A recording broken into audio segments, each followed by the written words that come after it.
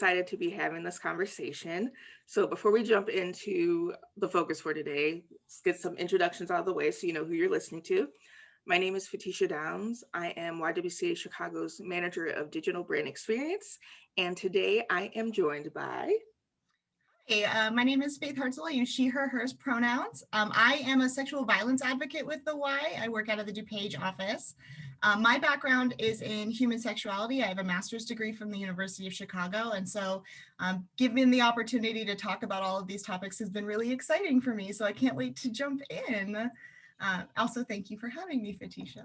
Yeah, of course. I'm really excited. You will all learn over the next month all of the amazing ways Faith and her team and our entire sexual violence support services team have been working together to really make SAAM, which for those who are unfamiliar is Sexual Assault Awareness Month, aware of really not only what we do as an organization and what they do as individuals, but what SAAM really is about, not just raising awareness, but also the myths. And so that's a really big theme that you will see going forward, is ways that we are working to shatter those myths and hopefully make it less taboo to discuss. And so that's why I was so excited when Faith reached out and mentioned this special fundraising experience we get to have that will be kicking off at the time of this recording this weekend and then continuing through the start of STAM next week. So Faith, could you go ahead and just give us a background of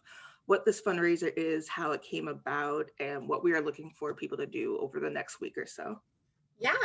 So with COVID and everything, I've been really focused on small businesses. I think we all have to some extent, considering we thought this would be like a 3-week dip in our economy, and it's turned into much, much more than that.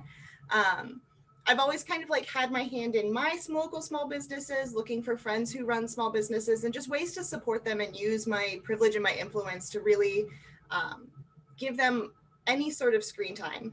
And the local bookstore in my neighborhood was doing their like monthly email blast. And they said, if you know somebody who runs a nonprofit, like, let us know. So I reached out and said that, hello, I work for the local rape crisis center. We help sexual assault survivors in the ER. We provide them clothing and things like that. We would love to be a part of this. And they were very responsive. They're like, love that, would love to support that. We worked it out so that we could coordinate with Sexual Assault Awareness Month and kind of take advantage of the pre-Easter traffic. And yeah, so what's nice is we will get 20% back of all of the proceeds of the transactions where you mentioned the YWCA, but also we'll be able to use our like huge reach to really support this small bookshop, where I feel like bookshops were already something that was struggling. And so you add on top of that the fact that we can't go anymore, and one of their big draws was being able to be in person. So I'm really excited to be able to really find that partnership that is mutually supportive. Awesome. Well, I know I am a book fanatic myself, so the moment that was brought up, I'm like, oh, easy way to spend my money. So I know we're taking a very strategic spin, so to speak, on the kind of books we're inviting people to actually explore, once again, starting to help remove some of the taboos that still exist when it comes to sexual health as well as sexual violence. So I know you've worked hard to pick some of your personal recommendations. And so I'd love to hear just kind of how that process worked and what made you decide to choose each book that you did. Yeah, I will say some of them are just ones that I've used in my previous research and are just very near and dear to my heart. But I did try to very intentionally pick ones for across the age span. So that if you are not if it's not your drive to talk about sex in your everyday life, like it is mine, and you're more interested in how do I make sure my kids are well informed and how do I make sure that my kids know what is appropriate and what's not appropriate, that you have some options for those kinds of things as well. Because I think a lot of the trepidation is like just not having the language. And so having some written materials that give you some of the language, I think helps bridge that gap to start having those conversations with your kids. So yeah, so I'll start. The first one that I picked, it's called Tell Me. It looks like this. It's also fun because it opens this way. I love that. It's not a traditional book. But what's really cool about this one is it's a collection of questions that like 9 or 10-year-olds actually asked. And so it's got like all of the pictures of the little kids' handwriting and stuff. And they address 99 of them. So it covers a pretty large variety in a very manageable way. None of them have really lengthy answers by any means, but they're all accurate and fairly non-judgmental. So they talk about things like, what is sex? Why do people want to have sex? How long have people been having sex? It covers like, can animals be gay? What is being gay? What if a man has a vagina? It covers things like, what is rape? Like, why do people rape? There's a couple questions in there about violence. And then there's more like, what is puberty? How do I know when I'm a grown-up? All of those kinds of questions that I feel like kids really want answers to, and oftentimes parents feel like that conversation is going to go a really uncomfortable direction. And so this gives you some really succinct language to talk about those things in a way that's also just like really fun and engaging. It's got some really cute, funny illustrations. I was like laughing looking at some of these like really odd illustrations, like how long can a penis be? And the penis is like all around the screen. And so I think it's a really good way to just engage together. So yeah, 10 out of 10 for that one. And I would probably recommend that for about that 9 to 10-year-old age. So, you know, second to maybe fourth grade, maybe. Okay, awesome. I like that you said it has the questions from the kids themselves, because I think sometimes even discussing this, people think, oh, it's not even on a child's mind, and then forgetting all the outside influences. So that's cool that you actually see like, no, this is really sometimes just those random questions you get from kids and you don't expect it at the time. Yeah. Well, and I like that the answers are so succinct too, because I feel like oftentimes as adults, we're like, oh, this is a big conversation. I need to have a big answer. But sometimes kids aren't looking for that big answer, and they're just looking for something small to like answer the immediate question. They're like, okay, when do I get snacks? Yeah. And so I think tempering that expectation, but also just like being ready to have that honest conversation is something that's really important. Cool. So do you have another recommendation for that age group, or what would be next on your list? Yeah, so the next one I have is for kind of that 5th to 8th grade range. So kind of the next one up, it's called The Big Book of Questions About Sex and Consent. It looks like this, super fun. But this one, it was written by a college professor who taught about like sexual health, and I think it's specifically sexual sociology. And she noticed there were a lot of themes when she asked her students, like, what do you wish somebody had told you when you were 12? And so this book is really based around that. There are pieces at the end of each section of like advice to my younger self that are super more direct and to the point, but it covers a lot of things as well. It also covers like consent and bodily autonomy. There's a section in there about being queer. And it's nice for that next range up. It's written in a really accessible font. It kind of looks fun and kiddie. Every once in a while, there's like little like outcroppings kind of things. So it looks visually engaging to read. It's not terribly wordy or anything like that. I think it's just really accessible, and it covers a lot of those topics that we really want to know about as kids, and kind of that next step up where like maybe I don't need to be having the conversation with my child directly. Maybe my child can be reading this by themselves, and then we can have a conversation afterwards. And that's pretty much the time too where, in school and other classes, they're starting to have that exposure. So it's nice to have something that can kind of guide them along the path the same way. Yeah, well, and especially I think it's only 24 states actually require sex education, and only 10 of them require it to be medically accurate. Wow. And so when you think about how can I supplement my child's education at home so that I know that they're going to be respectful and autonomous citizens, I think this is a great way to do it, where this also comes at it from like a very non-judgmental glance, right? Like I think back to when I was a kid and my book had like naked women on the front, and it was like, this is how women do puberty. And like, while it addresses puberty, it's very not that. It's very more like, how do people experience this, and how do we talk about it as a society, and how do we address that cultural change, and how, just so that you know what you're kind of like coming into as a coming adult. And so I think it's just nice. I think if this had existed when I was a child, I very much would have appreciated its honesty and its transparency. Awesome. So what would be your third pick? Yeah. So I think we talk a lot about girls' sexuality, just overwhelmingly. And I think the conversation is kind of shifted towards men, but it's all like toxic masculinity based. And so I thought a lot about like, what about those like preteen boys who are trying to figure out how to be men? How do you address that masculinity? And Peggy Ornstein wrote Girls and Sex, and it was super well received. And so she flipped it and said, we should also be talking about boys. So she wrote Boys and Sex. And this is really great for, I think, a fairly similar age range. So, I mean, you could probably give it to older teenagers as well. And it talks about a lot of those things that like men tend to focus on when they focus on sex. So this is more like, what is porn? How do I work with porn? What is hookup culture? I know that my body count or my sexual number means a lot, but like, how do I grapple with that myself? It also tackles that really tough issue of, I didn't know that I was assaulting somebody, right? Like, how do I deal with, I didn't realize I was a rapist. I think at one point she uses the metaphor, or one of the boys that she talks to uses the metaphor of, they tell me to respect women and then they just don't give me any instructions on how to do that. And that's like giving me car keys and saying, don't hit little old ladies. Mm-hmm. Well, I don't want to hit little old ladies, but you also didn't teach me how to drive. Mm-hmm. And so I think this also helps bridge that gap, I would say, from both the child reading it and also the parent reading it perspective. Because like at the end, there's a whole section of how do I talk to my boys about this? And how do I have that kind of conversation in a way that's not like spooky or glossing over things and just really engaging with them. This one also has a whole section about queer and trans guys, which I thought was really important. I did try to make sure that all of the ones that were more for like teenagers and lower had some sort of LGBTQ element.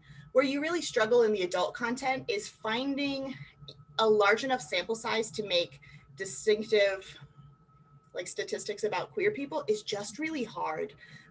And so a lot of the ones for adults are more like cisgendered men, cisgendered women kind of focused. But the kids ones have been really good about talking about diverse sexualities and diverse gender. I think all of them address gender in some capacity as well. And so I will be interested to see how the research changes once these people get to the age where they can start making their own research projects. I think it'll just be really interesting. I was going to say, with you bringing that up, especially for that acknowledgement of the gender spectrum, of if it's also the fact that, you know, we're shifting in generations where, you know, that conversation is even becoming more standardized. Like, I feel like even that comparison of younger generation versus older generation, not that there weren't exceptions on either side, I always want to clarify that, but as a general statement that people are becoming much more open to the recognition of that. And so it's amazing to see that appear in children's literature. And especially knowing too with our organization, because the YWCA, people hear the W and they think that we do ignore men, whether they be cis or otherwise. And the fact is like, no, we you know, are here to protect everyone and provide the resources to those who wish to have them. And so being able to have something like this where there's not only that acknowledgement but reminder that, you know, when we talk about gender equality, it takes some knowledge and discussions on both ends of the spectrum to make it work. Yeah, no, I love that. And I think people don't recognize how quickly those conversations are changing either. I think back to when I first got my feet wet in this work and I was doing my traditional 40-hour training, whatever. And there was somebody who was older than me who was like, but when is this change going to happen? What can we do in the short term? And there was somebody about my age in the training, and we were kind of the younger age spectrum. And so I pointed him out and I was like, tell me about your experience in high school and college. And he was like, well, I play football. So I got to talked to about consent all the time. It actually got annoying how often somebody talked to me about consent. I was like, that was not my experience. And he is only 3 years younger than me. And so I think oftentimes these things can seem really big and like large leaps and like, we're never going to get there. But like, how can we temper that expectation?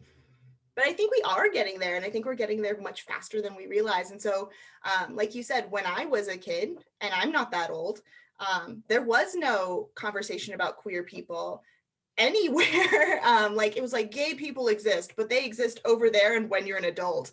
And so being able to see queer youth out and thriving has really been a unique experience as somebody who's older in the queer community. And so the fact that it's not just for queer kids anymore, that like people who don't identify as part of the queer community still get this education, I think that's really the largest leap that we've seen. And I'm very about it. Yeah. So what's next on your list? What's another book people should be looking into? It's so hard to choose between the last two because I love them both so much. But I think the natural progression from Boys and Sex is the Sexual Citizens book that came out last year. They did a very large ethnographic study at Columbia University about how sex interacts with like campus age students. And they came up with this really great idea around like sexual citizenship, sexual geography, and sexual projects, which are all like brand new terms. So don't feel bad that you don't know what they are. But the book defines them. And so the idea of a sexual project is like what your goal is for sex, because oftentimes people have different kinds of goals for sex, right? Is it connection with a long-term partner? Is it short-term pleasure?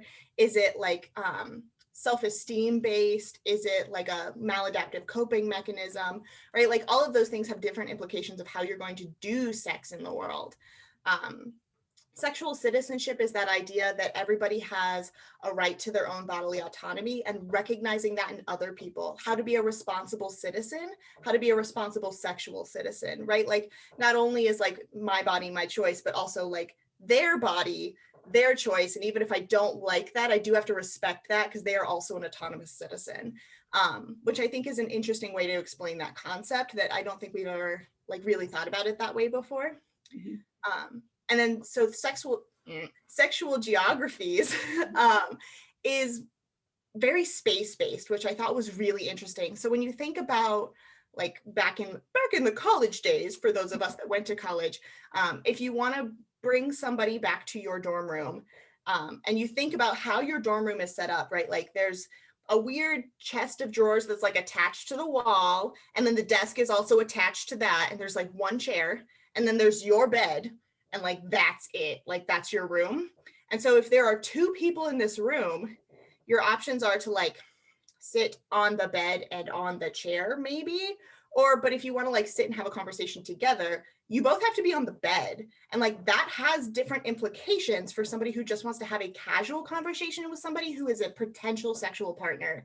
And so recognizing that some spaces are much more like sexually charged is important for having this conversation. They also use the concept of like, where do you go to hang out after hours, if not somebody's bedroom, essentially, right? Like all of the campus spaces are closed. I could go to a frat party maybe, or a house party at somebody else's house, or like a party in someone else's dorm room, but like there's no nice neutral space for you to hang out after hours.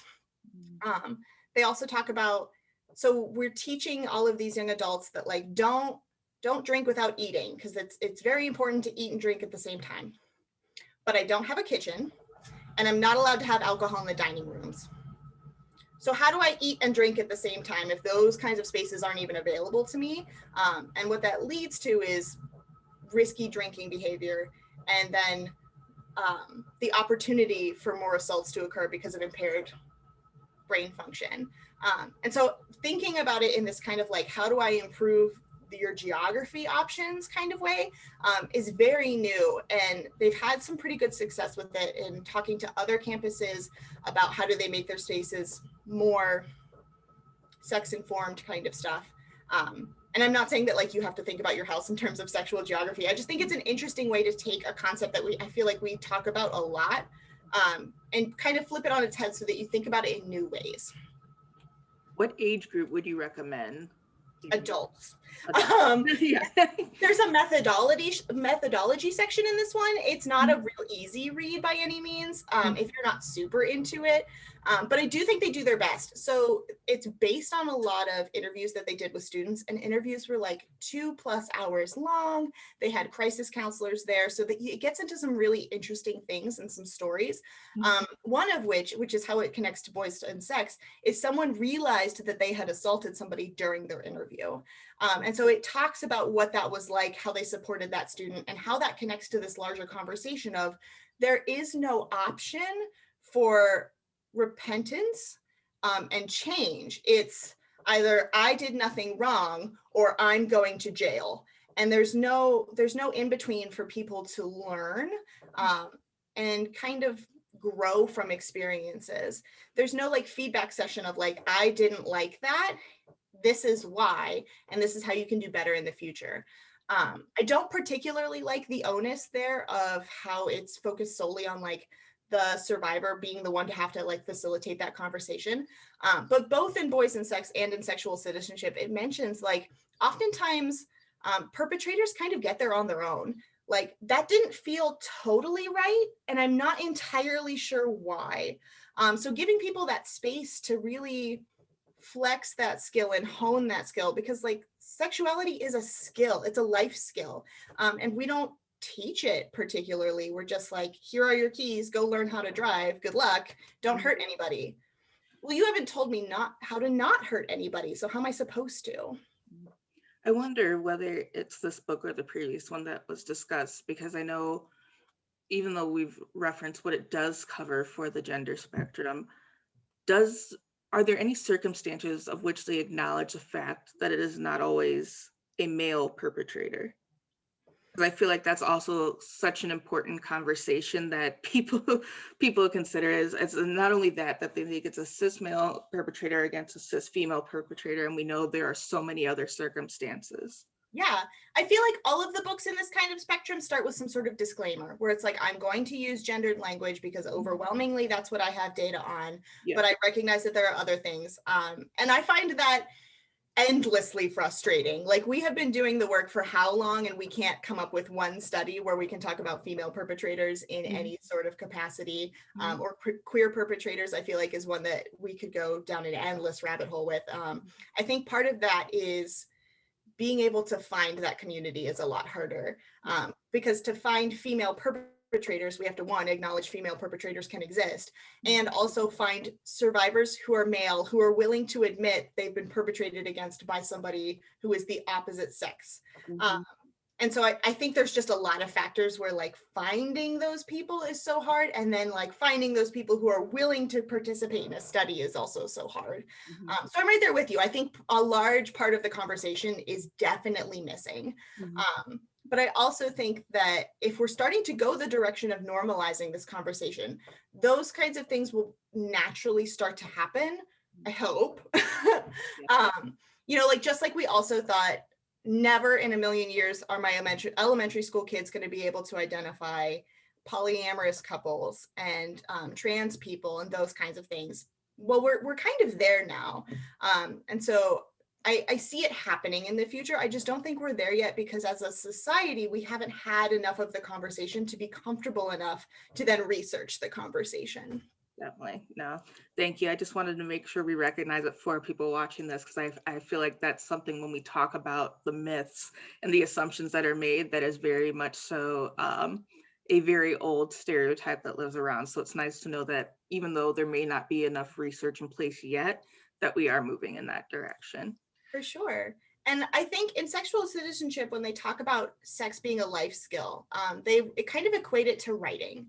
And so we hope that everybody comes to college being able to write and write effectively.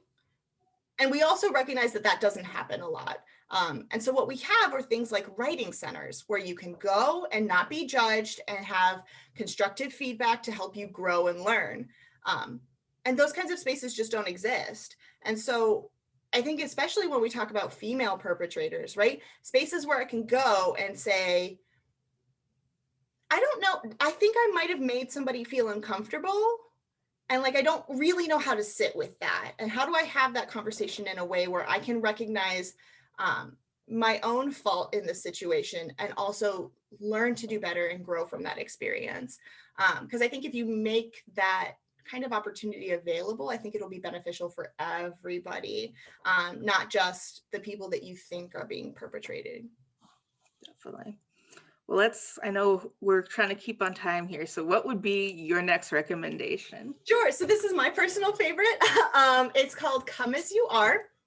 I used this one in my thesis, 10 out of 10 for this book. This one, she does openly say that a lot of the things in here are for cisgendered women. Um, again, simply because like that's what the data also helps with. But I think that when we talk about women's sexuality, there are a lot of not super science-based alternatives. This one is very science-based, but she does it in a way that's approachable. So she talks about the neurobiology of women's sexuality in a way that doesn't feel like you're learning about the brain. And so I would highly recommend this for anybody who has a woman identified body and gender who struggles with what their sexuality means to them. She does talk about trauma more than once in the book, which I think is a really important point since we know overwhelmingly, I think it's like 1 in 4 women experience sexual violence in their lifetime, and that's a huge understatement. Those are the people that spoke up. And so I think that's really helpful for thinking about how your body remembers trauma and how that affects your sexuality going forward. She uses this really cool concept of an accelerator and a brake, and recognizing that like to have a meaningful sexual experience, you have to both let off the brake and push the accelerator. And oftentimes we find ourselves doing one or the other, and then being frustrated with like, why are we not getting anywhere? And she uses that analogy kind of throughout the book, which is really helpful as well. She also kind of creates like 4 characters that are an amalgamation of stories that she's heard across the years. So that also makes it really relatable. And it's a good way to change the way you think about your body and your sexuality in a science-based way, as opposed to the not so science-based ways that exist out there. I think when we talk about women's problems in society, we talk about like money making opportunities, and so I think a lot of people take advantage of that, and take advantage of those society created insecurities to create more money for society. I very much feel like this is not one of those books. It talks about how everything is normal, how to change your relationship with how you view genitalia across the spectrum, how to change your relationship with how you view successful sex. What is mindfulness? How can that help you? I love it. I have big hearts for this.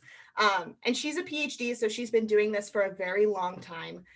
She went through the Kinsey Institute for her PhD long before that became something that like people recognized what it was. It's big hearts for this book. I can see why you would definitely be a fan of that. Hearing about this for the first time. Apologies for anyone who's watching right now. I have a 2-year-old in the other room, so he might be contributing to the discussion as well.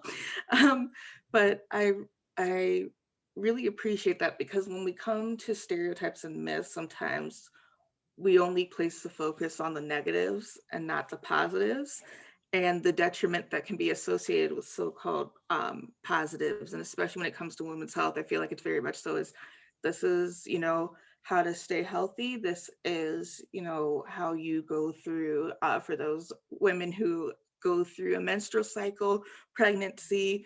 But then when it comes to sexual health, if it's not falling into something related to those categories, it's almost like just glaze your eyes over. This is not something to worry about, and let's move on to the other things that are the focus for all women's lives. So that's definitely an appreciation that stigma around the positivities of women's sexual health is a conversation that more and more of us need to be having, and not shy away from it. The fact that, even when it comes to breastfeeding, and that, in public life, we have all these taboos where it's like we can't even get to the actual conversation. So definitely appreciate that's a book that you've added to the mix. Yeah. And I think oftentimes when we think about like sexual success in terms of men versus women specifically, because I feel like this kind of narrative doesn't exist as much in the queer community. Like men feel like they've done sex well if their partner gets off.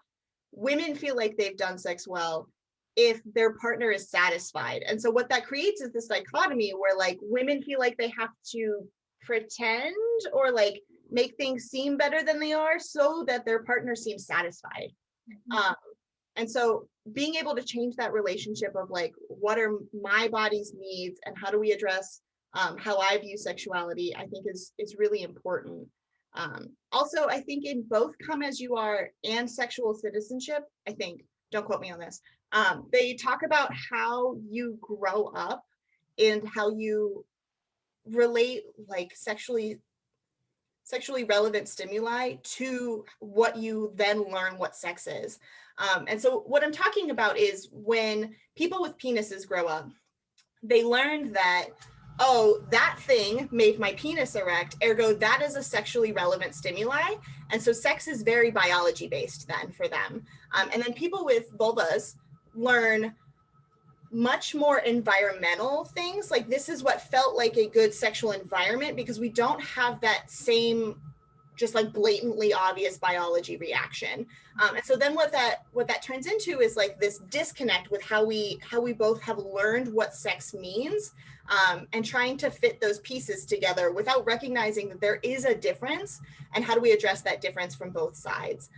And so I think doing the work of reading through these kinds of things and then thinking about how that applies to your life and being able to have these kinds of conversations is how we break down this stigma of how sex is something we don't talk about, sexual assault doesn't really happen, everything is the woman's fault, but she was wet, so she was into it, right?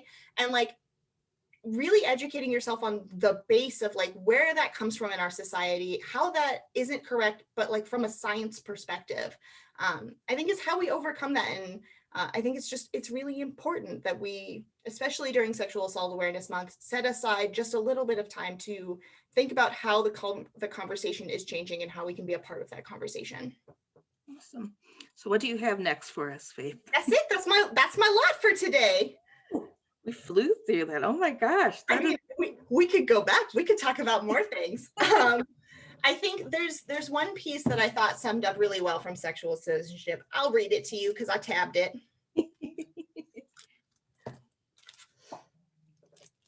So I think I'll read it and then we'll go from there. Okay. So it says, we are all responsible. Most of us have never committed an assault, but we have all allowed social conditions to persist in which many young people come of age without a language to talk about their sexual desires, overcome with shame, unaccustomed to considering how their relative social power may silence a peer, highly attentive to their personal wants, but deaf to those of others, or socialized to feel unable to tell someone no or give a clear and unambiguous yes. And so I think when we talk about why it's so important to have these conversations, it's because that's the culture we're all kind of okay with existing right now, right? Like sexual assault doesn't really happen. It's a tragedy when it does, but only monsters commit it, and we're doing everything we can to stop it. It's just completely untrue. We all kind of perpetrate this society where, you know, we just give people the keys and then are like, well, what do you mean you can't recognize a no? In Boys and Sex, she talks about how when asked point blank what consent is, overwhelmingly, boys know what consent, like textbook definition is. It's a continuous, unambiguous, verbal yes to all acts involved.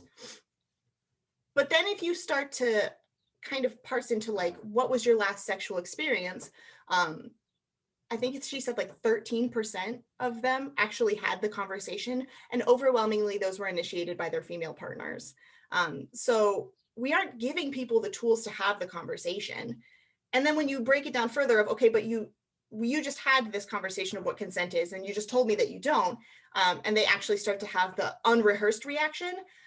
She said once somebody said, I was given consent because she said, I don't want to, but I guess I'll let you, which is not consent, that's coercion.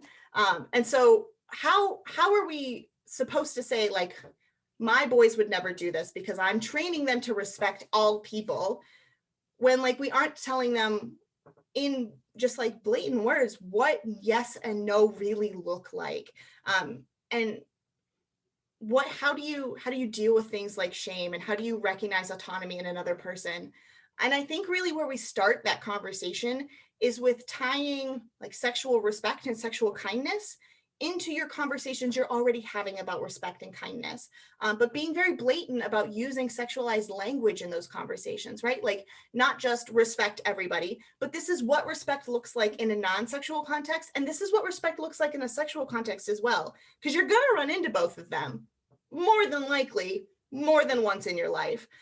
And so how do I give you the skills to navigate those situations appropriately before they happen, not 6 times after they've already happened? I feel like there's so many other intersections with that too, because then you add the cultural layer, you add, like you've mentioned previously, previous trauma that might, impact, like, why is there another reason you aren't, understanding this or taking this into consideration? And using an extreme example of just like, if you were witness to something in your household where you experienced that and it was accepted, so you just thought, oh, this is the norm, and that, not being able to understand the red flags when it's applied to you personally and what all those layers are. And I almost wonder for people on this, again, regardless of who's involved, where they are on the gender spectrum, of just, the vulnerability. Like, we talk about the vulnerability of having sex, but we don't talk about the vulnerability of being in a relationship in general and how that impacts it and how it must go beyond that fact. And so it's almost, I want to use the right words here because I don't want to say it's fascinating, but it's something, as someone, especially being someone who doesn't have the background in this and the more of the knowledge of just all the scientific reasons behind it, of when it comes to society, of us being not only honest about any sort of relationship that we're in, but the impact that it has on other people, and acknowledging, even when you're teaching someone about a healthy relationship and all of its components, including the sexual fact, of the fact that, this may not have been the history that you've been exposed to or the people or your friend group or anything like that, but that doesn't mean it can't change going forward. And it's okay to recognize the red flag. And as you said before, having that area to have that honest conversation, to have a growth of some sort. Yeah. No, I think you bring up a really good point. The statistics are like 1 in 3 people experience intimate partner violence, and that's both men and women.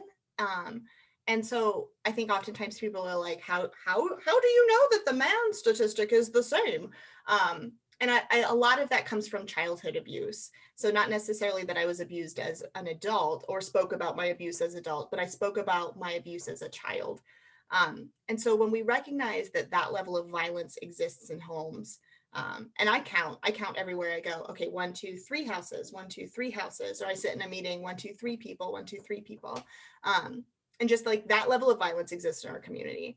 And so that level of violence affects how we view the world for the rest of our lives. And I think you bring up a really good point of breaking that cycle. And I think we are at a point, or at least like in my own personal experience, that we're at a point where people are starting to recognize that they have that autonomy, right? I don't need to be somebody who looks at my mental health the way that all of my aunts, my uncles, my grandparents look at their mental health. I don't need to be somebody who struggles with addiction, like all of my aunts, uncles, cousins, grandparents have struggled with addiction. And so I think the next step then is I don't need to have a violent relationship like everybody in my family has had a violent relationship. And I think there are a lot of resources out there for people who don't know how to be a healthy parent because they didn't have healthy parents, and don't know how to have healthy relationships because they haven't seen healthy relationships. I think you just have to be willing to recognize that that's something that you need to be working on. And I think that's where we lose people, is recognizing that that's something that needs to be spoken of in that kind of language, right?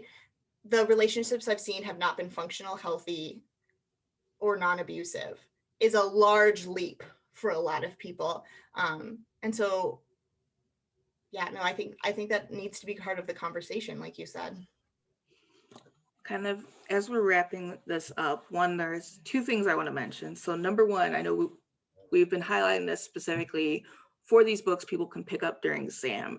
And so I know we've expanded on it a bit, but number 1, I want to let everyone know over the course of April, which is Sexual Assault Awareness Month, we're going to be having some very in-depth conversations more with not only the sexual violence and support services team, but with other community partners that are working with us to address all these different aspects. Because as you've seen over the course of this, we started with a handful of books just to start the conversation, but there are so many deep layers that build into the larger discussion of what it means to be sexually healthy, have a healthy sexual relationship, and just understanding your own body. So number one, do know we're going to be diving into this a lot more. I'd love to end it, Faith, on a quote that you shared with me off camera when we're talking about just how prevalent certain things are, to really drive home why not only we met today to have this conversation and start this partnership, but why we need to be having these conversations even outside of Sexual Assault Awareness Month. So if you could share some background on that, I would absolutely love you to do so. Yeah. So in Sexual Citizens, in their introduction, they mentioned that the CDC estimates the economic impact of rape on Americans is about $3 trillion. So I did a little research, and the CDC also says that the economic impact of heart disease is about 220 billion. So if you do the math, rape has 13 times the economic impact of heart disease in America. But when we look at how we address both of those issues, you don't talk about sexual violence on Cheerio boxes. There's no campaign about how with enough exercise you can end sexual violence. And then if you happen to also get heart disease, right, there's endless options for treatment. So not just from the prevention aspect, but also the after the fact kind of care. Those resources and that conversation doesn't exist for a problem that's 13 times more prevalent. So I think really engaging in the conversation is how we address this epidemic in our culture. Faith, I want to thank you again for being willing to discuss this and getting this partnership and process. And I want to tell people, because I don't think we actually mentioned the partners. So it's Anderson Bookshop in Downers Grove. We will be including information, not only the description of this video, but you will see all sorts of social and email conversations around it as well. But this has been an absolute pleasure. I'm really excited for these upcoming Facebook Lives, and we just invite everyone again to check those books out. If you can support, great.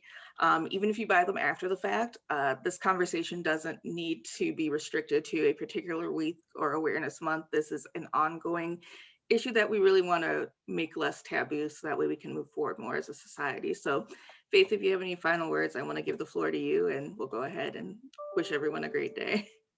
No, I think you summed it up really succinctly, right? Like a lot of the things that we're talking about are very taboo, and the way that we break that stigma and we break that taboo nature is to just have the conversation. And I think if that's something that you're uncomfortable doing, this is a great way to connect you with resources to make that a little bit more of a comfortable conversation. So yeah, if you don't live in the Downers Grove area, you can also shop online. There's a code, it's YWCA 21, that you can put in at checkout to recognize that you would like 20% of these proceeds to come back to us and our work to really combat this stigma and support survivors of sexual violence. So I want to thank you all for engaging in this conversation with us today. And I hope to see you again in the future. Thank you so much, Fatisha. No problem. Bye, everyone.